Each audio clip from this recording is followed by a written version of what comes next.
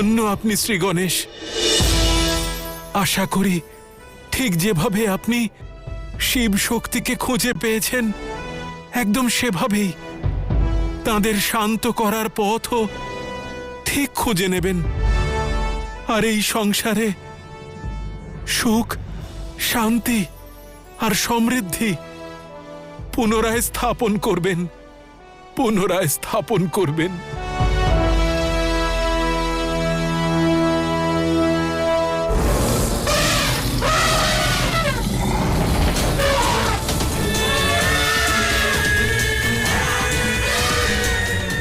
যতক্ষণ শিব আর শক্তি নিজের দ্বন্দ্বে ব্যস্ত রয়েছে ততক্ষণে আমি আমার লক্ষ্য পূরণ করি।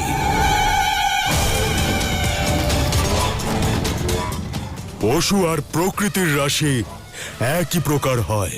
পশুদের বশে করব আর প্রকৃতিকে বশে করবে দুন্দুভিনাদ।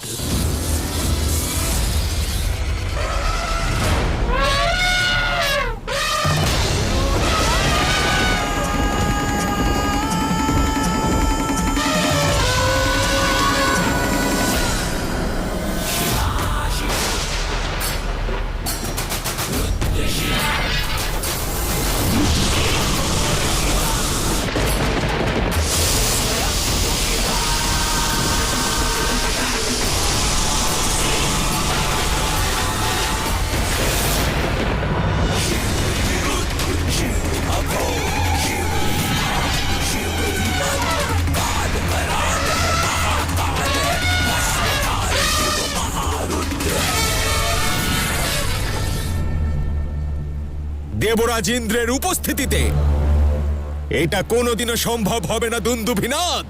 তুমি আমাকে আটকাবে দেবরাজ ইন্দ্র? তোমার কাছে না তো সেই শক্তি আছে, আর না আমাকে প্রতিস্পর্ধা দেখানোর সামর্থ্য। আমাকে দুর্বল ভাবার ভুল করো না তুমি। দেবরাজ ইন্দ্র আমি, দেবরাজ ইন্দ্র। সেই বরদান ভুলে যাও না ইন্দ্র, যা স্বয়ং ব্রহ্মদেব আমাকে দিয়েছেন। আমি যদি ৮৪ লক্ষ পশুর আহুতি দিই তাহলে আমি দেবরাজের পদ লাভ করব।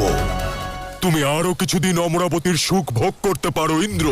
শীঘ্রই তোমার লোক, তোমার পদ আর তোমার সিংহাসন আমার হবে, আমার হবে, আমার হবে।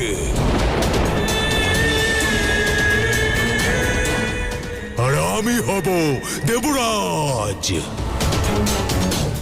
আমার হাত থেকে মহাদেব তোমাকে বাঁচাতে আসবেন না, আর নাই পশুদের।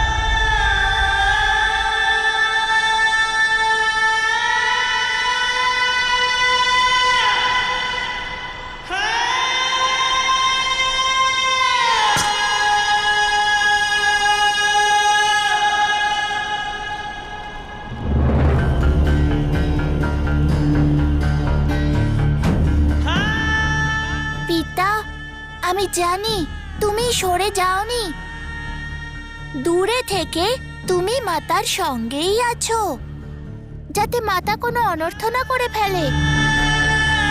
কিন্তু সব থেকে বড় অনর্থ তোমাদের এই দূরত্ব। চলো না আমার সঙ্গে কৈলাসে, আমি মাতাকেও নিয়ে আসবো। দুজনের দেখা হলে মনের মলিনতা দূর হবে, সব কষ্ট দূর হয়ে যাবে। পিতা, চলো না আমার সঙ্গে।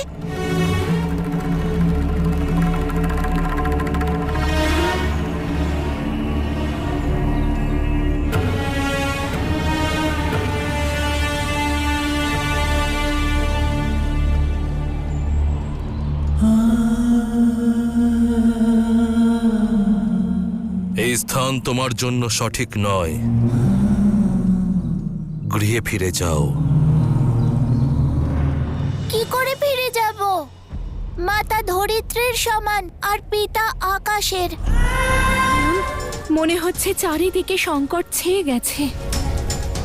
ধুন্দুবিনাথ ৮৪ লক্ষ জনই বলির জন্য অগ্রসর হচ্ছে, যাতে স্বর্গলোকে আধিপত্য বিস্তার করতে পারে। আর শিব শক্তি এই বিষয়ে অজ্ঞাত, নিজেদের দ্বন্দ্বেই জড়িত রয়েছেন।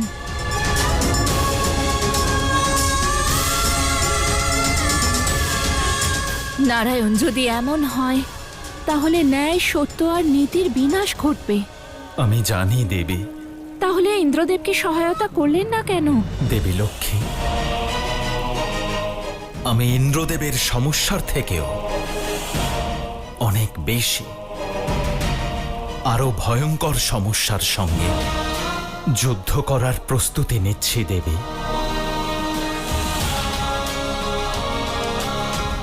এর থেকে বড় অনর্থ আর কি হতে পারে নারায়ণ?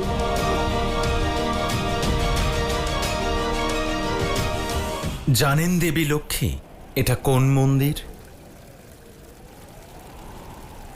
জ্বালা দেবী, জ্বালা দেবী, জ্বালা দেবী। হিমাচলে অবস্থিত দেবী অম্বিকার ধাম। ৫১টি শক্তিপীঠের একটি? হ্যাঁ দেবী। যখন আমি মহাদেবকে শান্ত করার জন্য দেবী সতীর জ্বলন্ত শরীরে সুদর্শন চক্র নিক্ষেপ করেছিলাম, তখন ওনার শরীর ৫১ ভাগে বিভক্ত হয়ে বিভিন্ন স্থানে পড়েছিল। আর সেদিন ওনার জিহ্বা এখানে স্থাপিত হয়।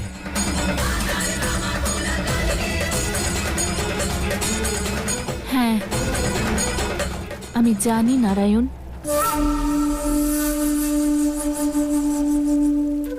কিন্তু আপনি এটা জানেন না দেবী, যে সেদিন থেকে এই স্থানে আরো একজন আছেন।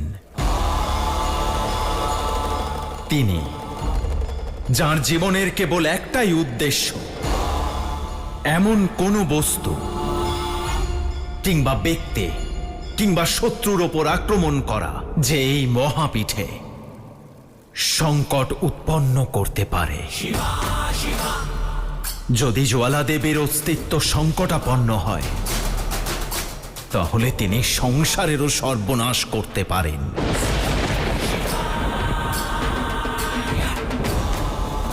আর এটি মহাদেবের ক্রোধের সবচেয়ে ভয়ঙ্কর রূপ। বীরভদ্রের থেকেও অধিক ভয়াবহ স্বরূপ। শান্ত কিন্তু সংহারক, সৃষ্টিকে কাঁপিয়ে দেওয়ার মতো বিনাশকারী মূর্তি।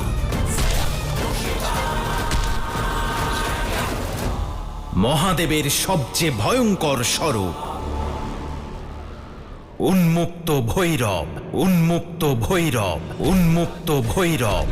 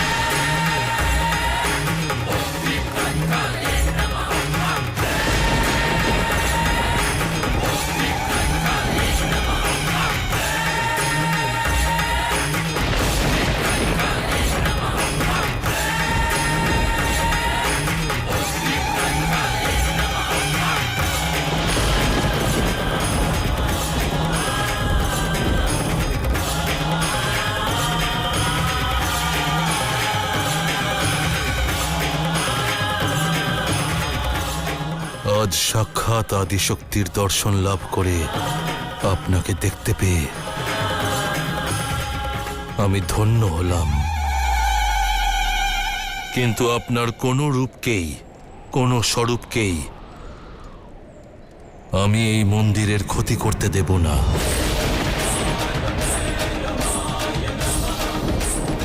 এটা আমার কর্তব্য।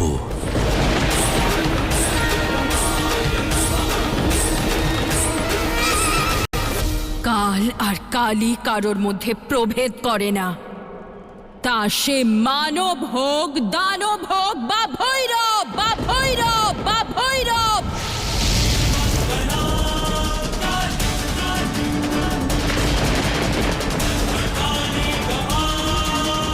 যে সৃষ্টিতে আমার সম্মান নেই, সেখানে আমার মন্দিরের কোনো স্থান নেই। সরে যাও। না দেবী, এ হলো আমার কর্তব্য, আর আমি কর্তব্য বিমুখ হতে পারবো না। থামুন দেবী।